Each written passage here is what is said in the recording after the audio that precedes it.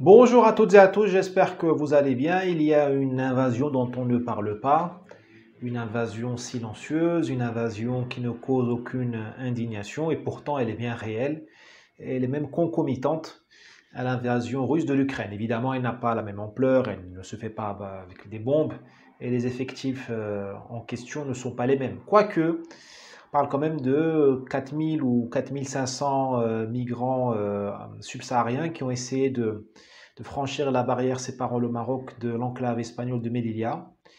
Sur ces 4500, qui est quand même un nombre important, je crois que 800, selon la presse espagnole, 800 auraient réussi à pénétrer en Espagne, à Melilla. Bon, donc là, c'est une invasion, évidemment. Hein, on passe une frontière européenne d'une manière qui n'est pas autorisée.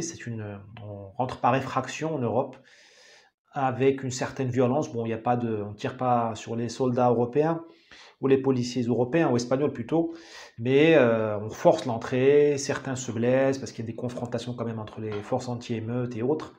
Il y a des jets de pierre et autres. Bon, personne n'en parle. C'est à croire que le Poutine a commis, que la seule et la véritable erreur de Poutine, là je vais rigoler un peu, c'est de ne pas être passé par Melilla ou de ne pas être passé par Malaga ou pas par Lampedusa pour citer la route libyenne. Parce que par Lampedusa ou par la route espagnole, ça passe crème. Il y a même la Croix-Rouge qui distribue des biscuits, du café à l'arrivée. Bon, je plaisante, évidemment, je ne mets pas les choses sur le même plan, mais on parle quand même de souveraineté européenne. Il y a encore un génie de la presse française qui a écrit Le viol de l'Europe. Ça me rappelle Le viol de Lucrèce par Shakespeare, si ma mémoire est bonne. C'est un petit texte de Shakespeare d'une 40 à 50 pages, très intéressant. Bon, donc le viol de l'Europe, hein, le viol de l'Europe, il faut le dénoncer tout le temps quand il advient, hein, quand il a lieu, pas seulement en Ukraine. Le viol de l'Europe, il a lieu tous les jours à Melilla, enfin, tous les jours, ces derniers jours à Melilla, et il a lieu tous les jours, peut-être chaque instant, à Lampedusa, par la frontière entre l'Italie et la Tunisie et la Libye. Voilà. Bon, alors, évidemment, pourquoi tout le monde s'en fiche de ce qui se passe à Melilla ou à Lampedusa? Parce qu'il y a beaucoup d'argent en jeu. Il y a beaucoup d'argent en jeu, et puis un projet européen de substitution, d'immigration par substitution. L'argent en jeu, évidemment, quand toutes ces ONG se goinfrent du pognon de dingue qui est déversé dans l'aide aux migrants, l'aide à l'accueil, enfin les migrants, ce sont des envahisseurs, parce que quand tu, faut voir ce que c'est que Melilla, hein, c'est un mur de 10 à 12 mètres. C'est pas donné à tout le monde de monter dessus. Hein. Je vous raconterai comment là, on fait le franchissement. Pareil à Lampedusa, c'est pas des gentils immigrés qui passent, ce sont des envahisseurs. Donc là, il y a beaucoup d'argent là-dedans. D'ailleurs, je vous signale, je vous recommande de visualiser, de visionner une série italienne qui passe sur Netflix, qui s'appelle Subura, S-U-B-U-2-R-A. À la troisième saison, vous voyez parfaitement la collusion entre l'Église catholique italienne, les ONG italiennes qui distribuent des couvertures, de l'argent, tout ça. Et le hold-up, l'escroquerie est très simple, hein, les pouvoirs publics donnent 100 euros par tête, par immigré par jour, et les ONG au final dépensent 20 euros ou 30 euros par jour. Les 70 euros restants sont divisés à égalité entre les mafias, donc celles qui gèrent la violence, qu'à un moment donné, il faut que quelqu'un distribue les baffes. Il y a toujours quelqu'un qui distribue les baffes, partout. Et le reste est réparti avec les ONG. Voilà. Et même si vous oubliez la mafia, là, si vous sortez sortons de la fiction et voyons les faits, hein, vous voyez ce que le pognon que donne la région Occitanie juste pour l'achat des canots de sauvetage, 30 000 euros un canot de sauvetage. Je ne sais pas en quoi il est fait ce canot de sauvetage. Et une journée je crois, de Ocean Viking ou de SOS Méditerranée, c'est 14 000 euros. On n'est pas là dans l'humanitaire gentil avec des volontaires. Il y a beaucoup d'argent là-dedans. On n'a pas besoin d'être Sherlock Holmes ou 007 pour comprendre qu'il y a des mafias en Libye qui font beaucoup d'argent sur le dos des subsahariens et des maghrébins. Il y a des vidéos qui circulent sur internet des pauvres marocains qui sont rossés, filmés en vidéo et vidéos envoyées à leur famille pour que leur mère leur donne les 3 000, 5 000 euros qu'il faut pour passer. Hein. Donc je connais très bien le sujet, j'ai de la famille qui est passée par la Libye, je sais combien ça coûte et je sais que c'est complètement mafieux.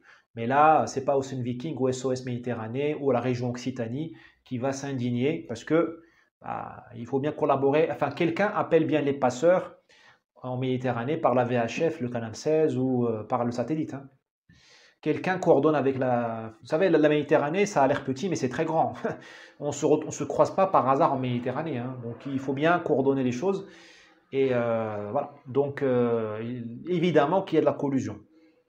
Maintenant, quand vous voyez du côté du Maroc, c'est le thème que je voudrais traiter aujourd'hui, côté de Melilla, vous n'avez pas ces départs-là, vous n'avez pas SOS Méditerranée, vous n'avez pas Ocean Viking, je ne sais pas quoi. Alors que les équipages de ces associations-là, de certaines, sont souvent des Espagnols de Alicante, Valence, je ne sais pas pourquoi. Ça doit être une raison historique. Bah, pourquoi ils ne viennent pas au Maroc? Parce qu'au Maroc, il n'y a pas de collaboration avec eux. Au Maroc, il n'y a pas de mafia. Enfin, il y a des groupes criminels certainement, mais on n'est pas dans, ils ne sont pas autorisés par les autorités à agir, ou ils ne sont pas plus forts que les autorités. C'est ça que je voulais dire. En Libye, les groupes mafieux sont plus forts que les autorités, ou ils sont l'autorité. Merci M. Sarkozy, M. BHL, M. Juppé, Mme Clinton, hein. C'est vous qui avez détruit la Libye et transformé ça en un enfer pour l'homme, hein. On a un lieu hobbesien de Thomas Hobbes où l'homme est un loup pour l'homme. Bon, au Maroc, grâce à Dieu, on n'en est pas là. Donc, vous n'avez pas ces départs-là et vous avez une police au Maroc qui gère le littoral et qui combat ces départs-là. Ce qui fait qu'il n'y a pas d'intérêt, enfin, il n'y a aucune chance pour que Ocean Viking ou SOS Méditerranée ou un autre encore, demain il y en aura un autre, parce que l'argent ne manque pas pour enfreindre la souveraineté européenne, pour enfreindre la loi. Vous voyez que la souveraineté européenne, elle n'intéresse que quand c'est l'Ukraine. Quand c'est l'Espagne, tout le monde s'en fout. Et vous n'avez pas le droit de brûler le feu rouge, et tant mieux. Vous n'avez pas le droit de vous balader sans le masque, mais un réfugié, enfin un envahisseur peut forcer votre frontière, qui est un délit ou un crime, et ça se passe bien. Voilà. Il a même toutes ses chances d'être régularisé dans quelques années. Bon. Après, on dit pourquoi il y a la crise de l'état de droit, pourquoi les gens ne croient plus dans la démocratie. Bah oui, mais la démocratie, quand ça devient le synonyme de la chienlit, bah voilà, c'est mort, les gens n'y croient plus. Personne ne croit dans la chienlit. Il ne faut pas confondre un week-end bien arrosé avec un mode de vie. Voilà. Donc, au Maroc, vous n'avez pas ces phénomènes de départ comme en Libye, avec des récupérations en pleine mer, mais vous avez une pression sur deux enclaves qui s'appellent Ceuta et Melilla, qui sont des confettis, c'est toutes petites villes, chacune à 80 000 habitants. Donc, comprenez bien, ce sont des villes espagnoles en territoire marocain. Je ne pense pas que ce soit des territoires Schengen, hein. Je pense que Schengen commence sur le continent européen, à vérifier. En tout cas, c'est souveraineté espagnole, drapeau espagnol, tout ça. Et donc, ce sont des villes, je vais dire en espagnol, amurallades. Elles sont entourées de murailles en barbelés, une ou deux, ça dépend. Il était question même de les électrifier, mais quand les socialistes sont arrivés, M. Sanchez, il a débranché la prise, me dit-on, par humanisme, et je trouve que c'est bien. Donc ce sont des grandes murailles de plusieurs kilomètres. À penser à la frontière entre le Texas et le Mexique, à certains endroits, pas partout, ou la frontière vers San Diego, là, vers Tijuana. 10-12 mètres, une ou deux, avec deux barrières, et parfois avec des fossés, et vous avez une présence de la Guardia Civile, qui est la gendarmerie espagnole, des caméras et tout. Bon, vous avez régulièrement des franchissements qui se passent par 300, 400, 500 personnes, parce que les barrières sont tellement élevées qu'on ne peut pas y aller tout seul.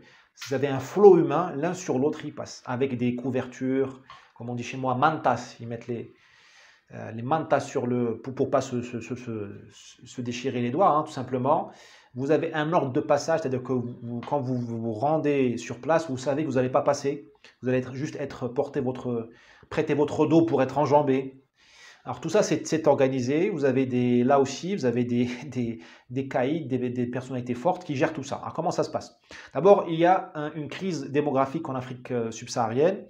Vous avez une crise économique chronique. C'est-à-dire que les 60 ans d'indépendance ont mené au désespoir de la jeunesse. Donc la jeunesse, elle veut aller en Europe. Pas toutes, mais en partie. Une partie arrive au Maroc. Elle arrive au Maroc, une partie va vers les Canaries par le Sahara marocain, c'est une autre discussion. Une autre essaie de rentrer par Ceuta et Melilla, à sec, parce que là on est dans le continent. Et là vous avez, pardon, Là, vous avez des forêts, des bois, des résidus de la forêt, la pinède méditerranéenne, qui n'ont pas encore été coupés, autour de Ceuta et Melilla. Ceuta, c'est vers Tétouan, Melilla, c'est vers Nador. Donc là, vous avez des personnalités, hein, des Africains, qui gèrent des camps.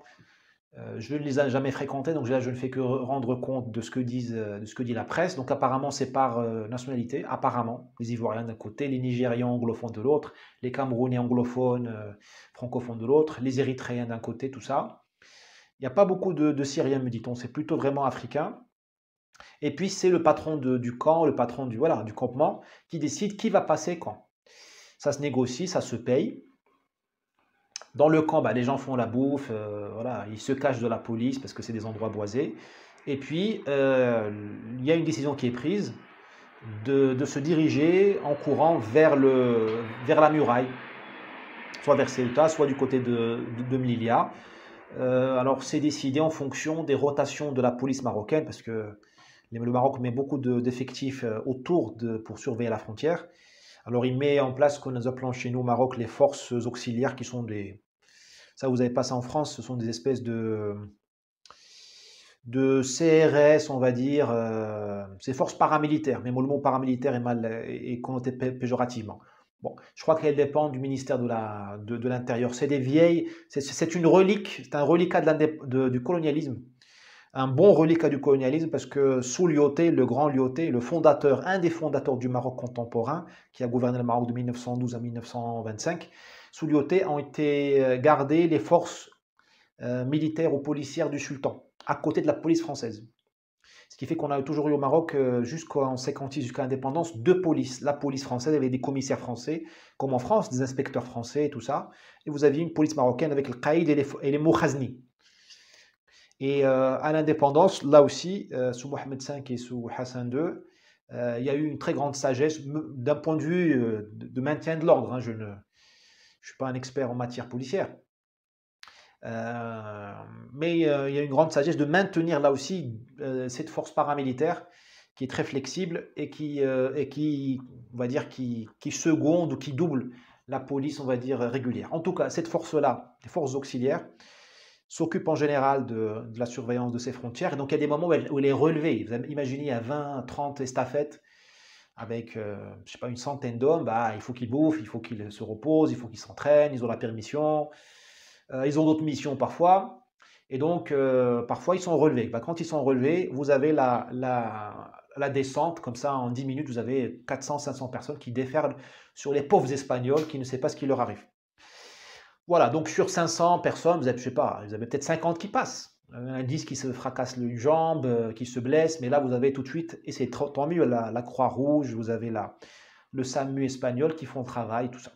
Une fois sur Ceuta Melilla, c'est presque gagné. Ils ne sont pas encore dans Schengen, me dit-on, mais il y a des régulations européennes qui empêchent de renvoyer les gens, comme on dit, à chaud. Et puis ils sont pas devant un juge qui débordait évidemment et qui les met dans des centres de rétention qu'ils n'ont pas le droit de quitter.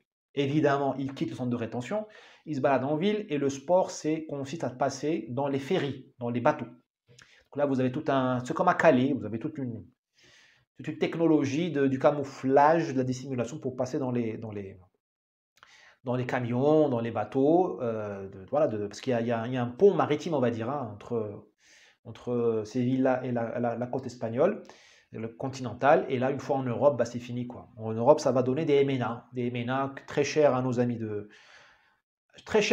gauche et de droite, hein, de Hidalgo à Pécresse, en passant par Macron. Le MNA est un ingrédient électoral, hein. C'est la fabrique des futurs électeurs de gauche. Voilà. Et pour Pécresse, c'est un moyen de s'acheter une vertu soit en les insultant quand ils font des bêtises, soit en leur ouvrant les bras, en leur disant je vous aime, je ne suis pas comme Zemmour, regardez, je suis respectable. Bon, c'est un autre sujet. Donc voilà ce qui se passe. Ça se passe depuis 20 ans comme ça. Hein. Depuis 20 ans, vous avez ce problème-là. Alors, il y a une collaboration entre le Maroc et l'Espagne sur les départs par le littoral, qui sont plutôt bien contrôlés, et sur ces franchissements-là. De toute façon, l'Espagne, du côté du littoral, elle a mis des systèmes de caméras infrarouges très évolués, extrêmement chers. Il s'appelle le système SIVE, SIV, ils disent SIV. C'est Sistema de Vigilancia, je sais pas quoi. Donc en gros, c'est des radars qui voient à 20 km et ils arrivent à voir dans une felouque d'un pêcheur, ils arrivent à voir qui est couché, qui est caché, quelle est la charge organique, donc les poissons, où est la salle de machine. Parce que parfois, derrière les chalutiers, juste derrière, ils mettent un barque ou un petite embarcation avec des clandestins. Et donc le radar classique, il voit que le chalutier, il dit passer. Parce que chaque chalutier a un code radio, on arrive à identifier. Mais avec le système CIV, on voit vraiment au travers.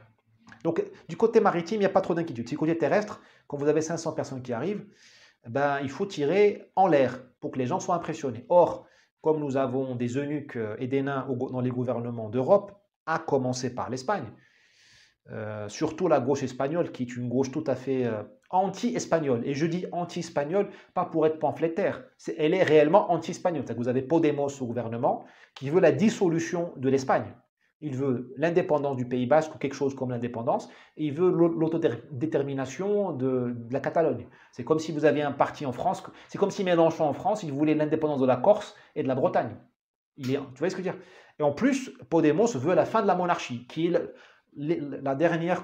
un des derniers dénominateurs communs du peuple espagnol, qui n'est d'accord sur pas grand-chose. Bon, on lui a même enlevé la corrida, le pauvre peuple espagnol. Enfin, on est en train de lui enlever, il n'y a plus de corrida à Barcelone. Donc les Espagnols sont plutôt d'accord sur la monarchie et le gouvernement, enfin Podemos, veut l'enlever. Et vous avez le PSOE de M. Sanchez, qui est un très beau garçon, et bel homme, un beau latino qui aurait pu faire une telenovela à San Francisco, à Los Angeles, où il aurait pu faire, vous savez, les trucs de télé, comment on appelle ça, télé, Univision, j'ai oublié là, c'est pas Télésource, c'est le Venezuela, enfin bon, vous m'avez compris, des trucs mexicains là, de chez Carlos Slim.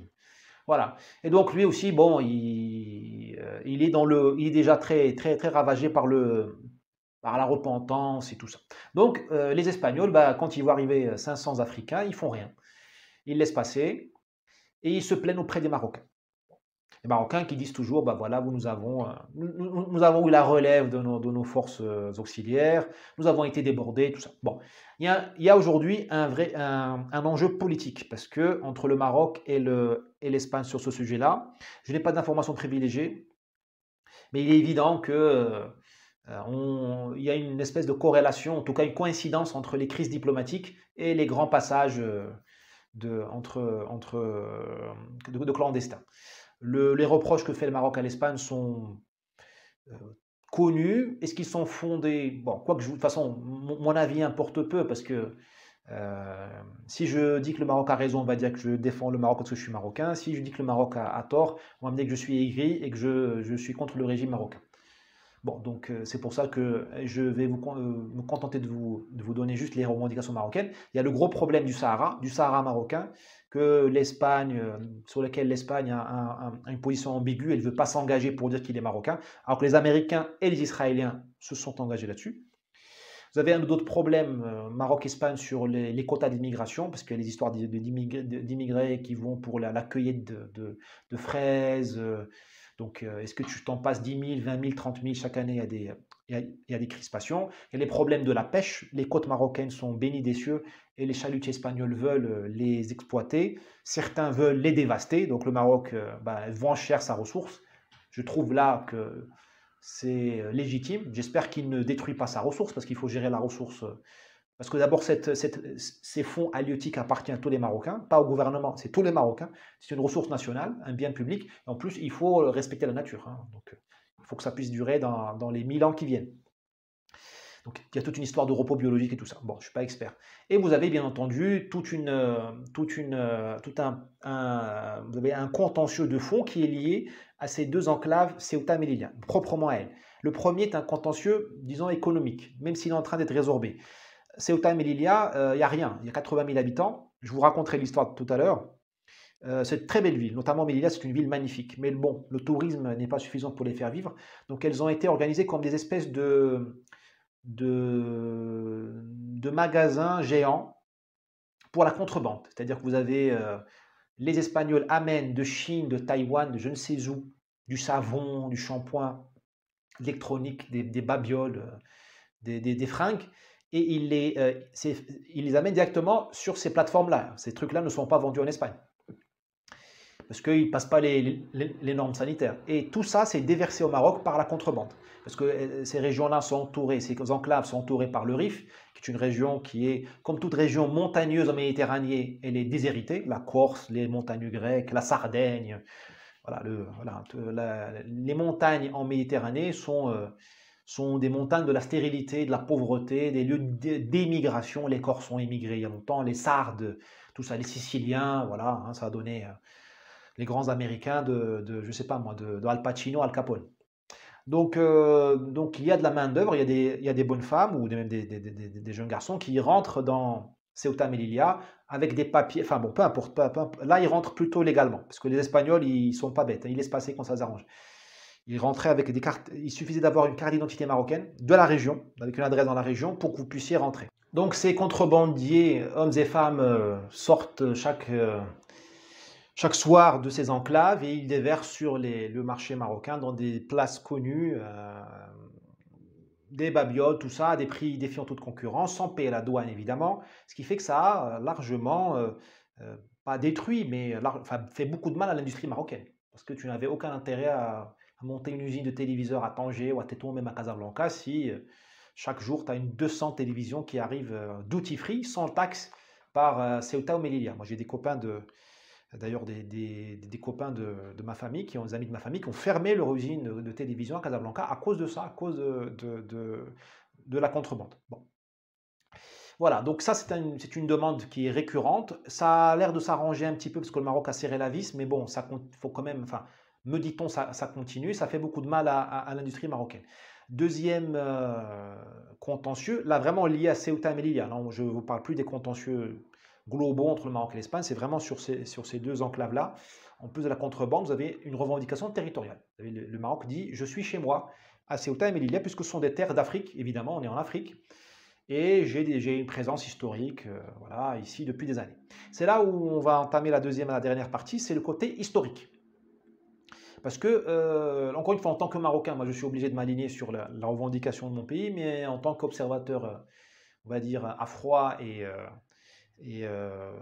un minimum objectif, je dois regarder quand même les faits et les argumentations de chacun. Quand on regarde Ceuta et Melilla, il faut d'abord sont des villes qui sont aux mains de l'Espagne depuis au moins 500 ans. Donc est-ce que 500 ans, 5 siècles, c'est suffisant pour créer un lien de souveraineté? Est-ce que quelque chose que tu possèdes depuis 5 siècles t'appartient? Est-ce qu'au bout de combien de temps quelque chose t'appartient? Tu vois, la Savoie, elle appartient à la France, si ma mémoire est bonne, depuis les années 1852. Je crois que c'est la sortie de Napoléon III vers l'Italie, là, pour castagner les Autrichiens. Et où il a on a profité pour occuper Rome quelques semaines. Parce qu'avant, c'était le Piémont-Sardaigne, si ma mémoire est bonne. Donc, la Savoie est française depuis moins de temps que Ceuta est espagnole. Pourtant, personne ne va dire à la France que la Savoie n'est pas française. Bon, Mussolini a essayé de la rattraper quand même, de vous la voler hein, en 1940. Bon, ça, c'est une autre histoire. La Corse, c'est pareil. La Corse a 200 ans, la relation entre la Corse et la France, ma mémoire est bonne. C'est la fin de l'Ancien Régime, si je ne me trompe pas. Et ainsi de suite. Donc 500 ans, c'est quand même pas mal. 500 ans d'une occupation continue, d'une mise en valeur et tout ça. Vous avez une population qui est largement espagnole. À 70%, elle est espagnole catholique. Le reste sont soit des Marocains musulmans, soit des Espagnols musulmans, ou des Marocains qui ont été naturalisés.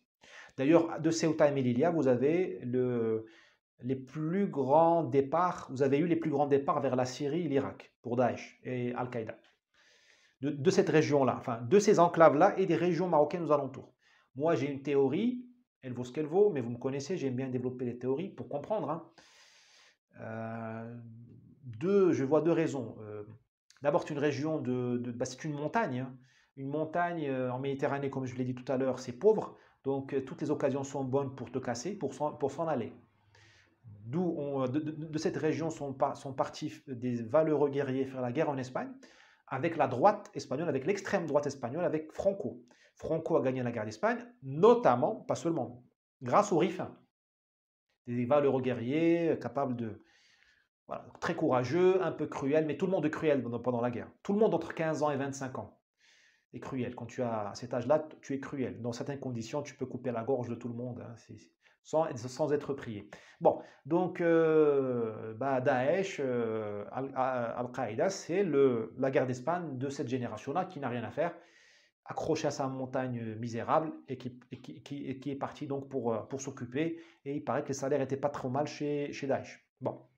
Deuxième point, c'est la diversité. Ce sont des régions de contact extrêmement intenses, permanents et continus entre le catholicisme et l'islam. On n'est pas à Paris 7e arrondissement, on est en Espagne là. Ceuta Melilla, c'est encore l'Espagne où il y a encore un peu de catholicisme. C'est plus des années 70, hein, mais il y a encore un peu de catholicisme. Il y a encore des églises, il y a des églises, il y a encore du monde qui va. On n'est pas encore dans le woke total, hein.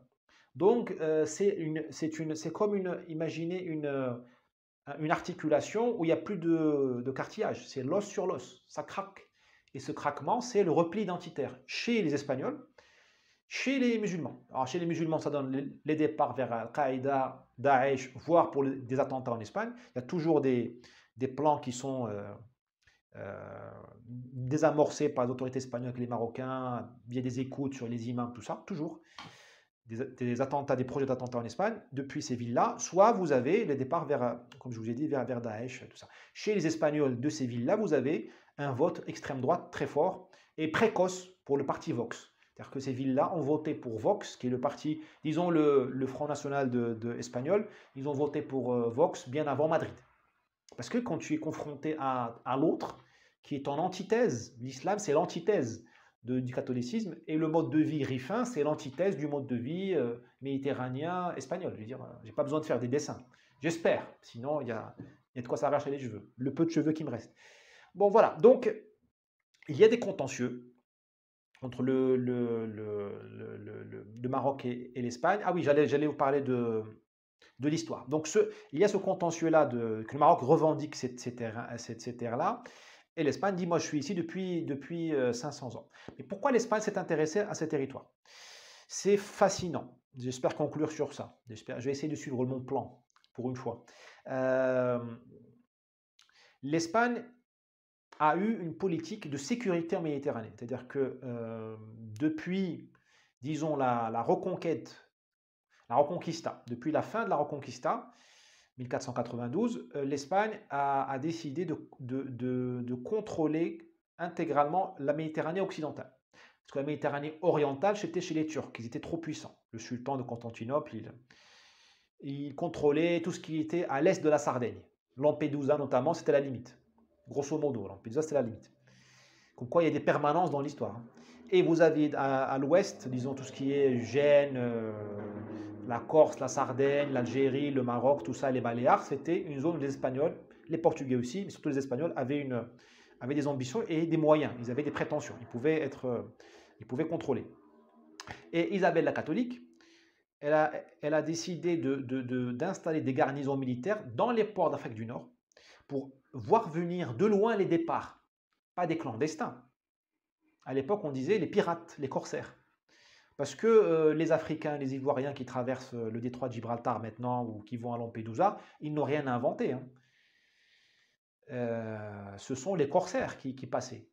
Parce qu'il y a une géographie. Cette géographie elle est faite de courants maritimes et de courants de vent. Il y a des vents qui descendent du nord vers le sud ou du sud vers le nord. Je crois que c'est le Sirocco. Enfin, je ne suis pas très bon dans le Ponente, Levante, je ne suis pas un expert. Ce qui fait que, sous certaines conditions, tu peux faire Marseille-Alger en 18 heures. Et sans dépenser d'énergie. Nous avons, ça c'est dans Brodel, hein, je n'invente rien, nous avons des comptes rendus de naufrages devant Marseille. Mais vraiment devant Marseille, hein, c'est-à-dire à 1 kilomètre de la côte, où on a retrouvé les gens vivants, le navire entier à Alger, 18 heures plus tard, 24 heures plus tard, à cause du coup de Mistral.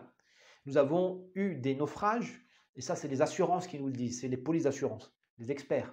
On est au 15e siècle, hein, je raconte ça, où vous avez des tempêtes Vous avez un convoi de 5 navires marchands, disons, vénitiens. Ils passent devant Marseille et vous avez, selon le vent, vous avez certains se retrouvent en Tunisie la nuit même, d'autres se retrouvent à Barcelone. Parce que le vent, bah voilà, ça part dans tous les sens. Quand ça part dans tous les sens, et vous avez des espèces d'accélération. Aujourd'hui, en Go Fast, vous faites Ibiza au Oran en 12 heures, me dit-on. Chez mes amis qui s'intéressent à ça. 12 heures, c'est rien. 12 heures, c'est rien. Ibiza, hein, j'ai pas dit Gibraltar, qui est la porte à côté. Bon. Donc, ce qu'a dit Madame, enfin la dame, sa Majesté, hein, Catherine, pardon, Isabelle la catholique, elle a demandé à son Premier ministre, qui s'appelait le cardinal Cisneros, grand monsieur, grand espagnol, un peu sorte de Richelieu, vous voyez, catégorie de Mazarin, tout ça, et elle lui a demandé de faire cette politique-là, ce qu'on appelle les presidios, c'est-à-dire qu'ils ont mis des garnisons militaires remplis de soldats avec leurs familles, femmes et enfants, et aussi de prisonniers, parce que c'était terrain dur, il y a les morts, il y a des attaques permanentes, il y a la sécheresse, on ne mange pas très bien, le ravitaillement se fait de manière irrégulière parce que les bateaux sont régulièrement attaqués, donc c'est une vie dure. Donc on y envoyait les prisonniers. Je ne sais pas si c'était dans l'espoir de leur donner des remises de peine, en tout cas, c'était des camps, des colonies pénales, comme Cayenne l'a été en Guyane. Et donc il y a eu des presidios de Melilla jusqu'à Tripoli, Tripoli en Libye. Il y a eu la Goulette en Tunisie, il y a eu, de mémoire, il y a quelque chose vers Bougie, il y a quelque chose vers, si je ne dis pas de bêtises, aussi vers Oran, évidemment. Oran a été une ville espagnole pendant au moins 250 ans. Même un Argentin, San Martin, celui qui a libéré le Chili, je crois, il a fait ses armes à Oran au XVIIIe siècle avant d'aller faire le guerriero en Amérique du Sud. Et bien sûr, vous avez Melilla, et il y avait d'autres presidios, d'autres prisons, comme ça, d'autres garnisons militaires ailleurs, chez les Espagnols. Chez les Portugais aussi, il y avait une autre politique qui a aussi de mettre des villes comme ça. Il y a eu Azmour, je crois, El Jadida, Essaouira, mais ça, c'est une autre conversation. Mais c'est aussi le même but. Les Portugais, eux, ils contrôlaient la route vers l'Afrique noire, vers les épices. Les Espagnols, eux, leur délire, j'allais dire, leur politique, c'était d'abord de contrôler la Méditerranée occidentale dans un but de police. C'était le Frontex de l'époque. Madame la catholique, là, Isabelle la catholique, elle a dit, moi, je n'ai pas de radar, je n'ai pas de voyante, je n'ai pas d'espions, pas beaucoup d'espions, parce que je n'ai pas d'alliés. Il n'y a jamais eu de mariage interraciaux, on va dire, entre le Nord et le Sud. Vous avez remarqué qu'il n'y a jamais eu de mariage entre la maison royale, je ne sais pas moi, du Maroc et la maison royale de la France, ou de l'Espagne. C'est ça le choc des civilisations. En tout cas, la différence des civilisations, pour ne pas énerver les gens qui n'aiment pas Huntington. Dans une civilisation, il y a des mariages entre les principautés, les maisons royales, les dynasties. Pas entre le nord et le sud de la Méditerranée, ni entre les Turcs et les Européens. À ma connaissance, il n'y a pas eu de princesse ottomane qui a été mariée à un prince prussien. Vous me corrigez si je dis une bêtise, ça m'étonnerait très fort. Peut-être avec les Balkans à la limite, mais les Balkans étaient suzerains, étaient les vassaux des Turcs, ils n'avaient pas trop le choix. Il fallait qu'ils donnent leurs femmes, sinon ils allaient se faire couper la tête. Mais bon, donc Isabelle, elle a mis en place les présidios, enfin le cardinal Cisneros. Ça explique Melilla et d'autres petites confettis qui sont revendiqués par le Maroc aussi, des petites îles comme ça, ou des peñones, des espèces de rochers, où l'Espagne maintient à ce jour des garnisons militaires ou des postes d'observation. Et vous avez Ceuta. Ceuta, c'est une autre conversation, mais c'est on va dire la même pensée. Ceuta était une vieille ville byzantine. Je ne vais pas revenir dans l'histoire, là on est il y a 1500 ans. Elle a été reprise par les Portugais, si ma mémoire est bonne, d'abord. On est au XIIIe, XIVe siècle, puis les Portugais l'ont donné ou ils l'ont perdu et les Espagnols l'ont récupéré. À ma connaissance, c'est vers 1450. Les Portugais ayant choisi de travailler l'Atlantique et pas Ceuta qui est en Méditerranée. Voilà. Donc Ceuta, Melilla, ce n'est pas, pas les mêmes histoires. Hein. Ceuta, c'est une très vieille présence humaine. Melilla et le reste, ce sont des presidios, donc des postes d'observation. Depuis, disons, le XVe siècle, tout ça appartient au même ensemble. Vous avez une politique de sécurité qui est menée comme ça. C'est aussi un moyen de contrôler le passage en Méditerranée occidentale et d'être pertinent par rapport aux Anglais. Je vous rappelle que Trafalgar a eu lieu devant le Maroc, hein, du côté de Tarifa, je crois, hein, ou de Cadiz. Donc c'est des régions très importantes. Et c'est pas pour rien que que les Allemands, donc les Britanniques sont à Gibraltar. C'est pas pour rien que les Allemands ont voulu s'installer à Tanger. Ils ont failli s'installer à Tanger pour de bon. Bon, on va pas refaire l'histoire. Ça nous ferait une digression qui serait trop longue. Donc voilà voilà le topo. Voilà le topo. Vous avez des souvenirs, des reliques. Ceuta Melilla sont des reliques vivants d'une politique européenne qui était, à mon humble avis, très pertinente parce qu'elle a marché. Il n'y a pas eu depuis, il n'y a pas eu d'invasion de l'Espagne par les Arabes ni les Berbères. Parce que tu vois venir les gens de loin. Euh, et aujourd'hui, les questions qui... Après, le Maroc veut récupérer, bon, je ne me prononcerai pas là-dessus, mais moi, si je suis moi, j'aime bien conserver ce qui est beau. Je trouve que Melilla est superbe, Ceuta aussi, mais Melilla est superbe, donc à la limite qu'elle demeure superbe. Voilà, qu'elle demeure superbe, et c'est pas la peine qu'on la défigure en lui changeant de 2 mètres. Mais bon, on ne me demande pas mon avis. Mon avis n'est pas très important. Bon, de toute façon, ça n'empêche pas qu'il faut régler les problèmes de contrebande et tout ça. Pour conclure, vous avez ici la question de Frontex. C'est-à-dire que comment tu contrôles les départs? Est-ce que tu les contrôles à l'arrivée, c'est-à-dire à Marseille, à Ventimille, à Malaga, à Tarifa, à Ibiza demain? Parce que demain, tu auras des mecs qui vont arriver en bateau hors bord, go fast, comme on dit, qui vont vite. Comment tu fais? Est-ce que tu le fais à l'arrivée? Mais là, c'est trop tard, sauf si tu tires dans le tas ou dans l'air. Voilà. Quand Trump fermait la frontière américaine, ça suffisait. Il suffisait d'impressionner les gens à la frontière et pas au Mexique. Trump n'a jamais envoyé les douaniers américains, le Border Patrol, patrouiller le Mexique. Non, il suffisait de se montrer à la frontière, ferme, et de refouler les gens. Bon, ça marche, mais il faut avoir le courage politique de le faire. Donc, est-ce que tu le fais à l'arrivée? Est-ce que tu le fais au milieu de la mer? Et là, tu as le droit de la mer, toutes ces histoires-là de jurisprudence. Évidemment, tu ne vas pas jeter des gens à la mer aussi. Hein, voilà, on n'est pas des sauvages. Et puis, tu as au départ. Le problème, c'est qu'au départ, ça dépend de la qualité du gouvernement en place. Le Maroc collabore avec l'Espagne, même s'il y a des tensions. Est-ce qu'il va continuer à collaborer avec l'Espagne d'ici 5 ans, 10 ans? Je ne sais pas. Erdogan, il fait la pression, mais il ne veut pas collaborer. La Libye n'existe plus, donc tu sais pas, tu donnes de l'argent au gouvernement libyen pour qu'il surveille ses frontières, cet argent, je ne sais pas où il va. Tu as des mafias qui impressionnent, intimident le gouvernement libyen, elles font ce qu'elles veulent. Voilà, donc tu as ce problème-là qui tout d'un coup montre la fragilité de toute cette question de la politique des frontières de l'Europe. C'est-à-dire que tu peux mettre, enfin, tout est une question de bonne volonté ou d'absence de bonne volonté. C'est-à-dire que si demain tu as un autre régime au Maroc, tu es cuit. Tu auras des arrivées à la plage à Marbella. Tu peux arriver, moi c'est très jouable de voir arriver 10 000 personnes en une journée à Marbella. Les Marocains débrancheraient la police une journée, tu aurais ça. Hein. Et heureusement que le Maroc n'est pas la Libye. C'est-à-dire que si Kadhafi était marocain, vous n'auriez plus d'Espagne depuis longtemps. Parce que c'est très facile de traverser. C'est pas compliqué. Surtout maintenant avec les GPS, les radars. Très facile. Qu'est-ce que tu fais quand tu as 10 000 personnes qui arrivent sur toi? Donc vous imaginez la scène à Marbella ou à Ibiza, tu as des gens comme ça qui arrivent par milliers. On a déjà vu cette scène d'ailleurs, mais là on a vu c'était juste un antipasti, c'était l'apéritif. Donc vous avez, donc au fait, il y a une question de co-souveraineté, c'est-à-dire que tu n'es pas maître chez toi. C'est vrai pour le Maroc comme pour l'Espagne. C'est-à-dire que pour l'Espagne aujourd'hui, sa sécurité, elle dépend du Maroc. C'est-à-dire que toute la partie sud, elle dépend du Maroc. C'est-à-dire que tu ne peux pas faire une politique. Enfin, tu n'es plus souverain.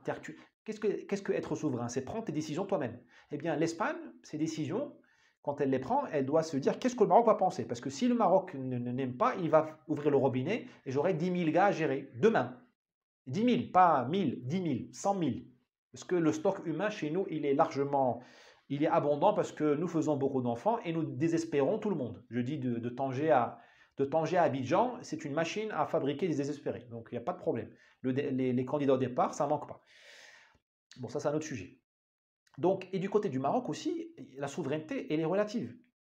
Parce que si l'Espagne commence à distribuer si l'Espagne commence à régulariser les clandestins d'une manière soutenue, bah, toi, tu auras une pression sociale au Maroc qui est énorme.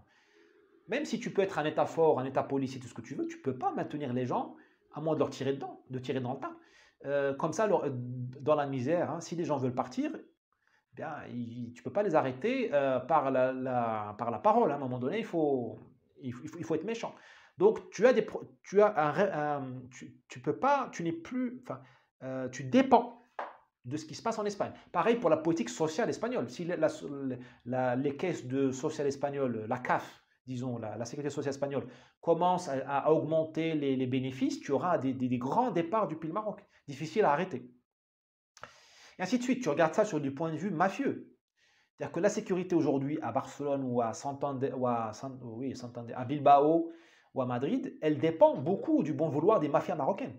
Bah, enfin, ce que je dis là est vrai à Rotterdam. Je veux dire, la sécurité de Rotterdam, elle dépend beaucoup du Maroc. Parce que tu as la macro-mafia, la mafia marocaine, qui terrorise même le gouvernement néerlandais. Quelle honte, hein. La Hollande, qui était une puissance coloniale, qui a dominé avec 200 ou 300 hommes Java et Sumatra au XVIIIe, XVIIe siècle, là, elle est terrorisée par des mafieux ricains. Mais bon, c'est comme ça, hein. Les peuples ont des hauts et des bas. Là, on est dans le bas. Bah, pareil pour le Maroc, si tu veux. Si cette mafia marocaine d'Espagne ou de Hollande, revenons au cas espagnol, elle fait beaucoup d'argent par la cocaïne, eh bien, elle va le réinvestir au Maroc. Tu auras des blanchiments d'argent, tu auras des phénomènes politiques, parce que ces gens-là, ils vont financer leurs cousins, leurs gendres, je ne sais quoi, pour devenir députés. Les élections coûtent cher. Donc tu as déjà l'introduction de la criminalité dans les instances législatives ou municipales. Vous voyez l'interconnexion qu'il y a aujourd'hui autour d'une frontière.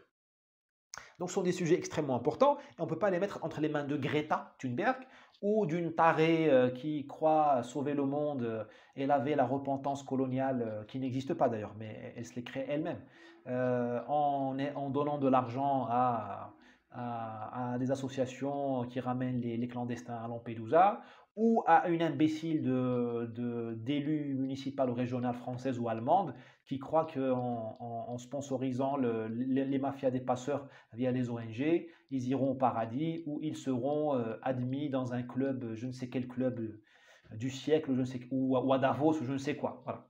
Ce sont des choses très sérieuses et on a besoin de gens qui ont la tête froide des deux côtés et qui aiment leur pays. Qui aiment leur pays. Parce que si tu n'aimes pas... Enfin, moi, j'aime le Maroc et j'aime l'Espagne. Moi, je voudrais que le Maroc reste le Maroc et l'Espagne reste l'Espagne. D'ailleurs, l'Espagne est une version réussie du Maroc. Enfin, si vous voulez un jour voir ce que c'est que la culture arabe, la civilisation arabo-islamique dans toute sa splendeur, vous allez en Andalousie et ça suffit. C'est pas la peine d'aller ailleurs, hein. Ça suffit. Grenade, Séville, Cordoba, Grenade, Séville, Grenade, Séville, Cordoue, c'est ça, Grenade, Séville, Cordoue, un peu Ronda et encore. Voilà, bon, vous avez fait le tour, hein. Ça y est, et Valence surtout, bien sûr, j'avais oublié Valence. Là, vous êtes dans le corazon de ce que c'est que l'islam d'Europe, ce que c'est que l'a été la splendeur de la culture arabo-musulmane en Europe. Depuis, on n'a rien, même, je veux dire même dans le monde, depuis, on n'a pas fait mieux. Je ne connais pas Ispahan en Iran, mais allez-y, ils vont me raconter, mais voilà. Donc moi, je voudrais que ça reste conservé. Donc ce qui manque aujourd'hui chez vous, chers amis européens, c'est l'amour de vous-même. Si vous n'aimez pas la France, si vous ne vous levez pas tous les matins pour dire il faut que Paris reste Paris et Bordeaux reste une ville du vin, reste Bordeaux, eh bien, on ne va pas le faire pour vous, parce que les Marocains défendent le Maroc. Les Soudanais défendent le Soudan, tout le monde défend les siens. Il n'y a que vous qui ne voulez pas, qui ne vous aimez pas. Ce n'est pas un problème de volonté, c'est un excès de volonté. Il y a trop de haine, il n'y a plus d'amour en Europe, il y a de la haine. Cette haine se traduit par les imbécilités, là je vous dis, financer les passages des clandestins qui vont te remplacer chez toi, te transformer en une annexe qui vont transformer Marseille en une annexe d'Alger ou Séville en une annexe de Marrakech. Ce n'est pas le but. Nous avons déjà été l'un l'annexe de l'autre. Il y a déjà eu un empire almoravide qui allait de Séville à Marrakech, hein. On a déjà donné, ça n'a pas marché. On n'est pas fait pour être les uns sur les autres. Voilà. Bon, j'espère avoir été utile et pas trop long. J'ai été long, ça c'est sûr. Utile, je ne sais pas. À demain. Vous me direz.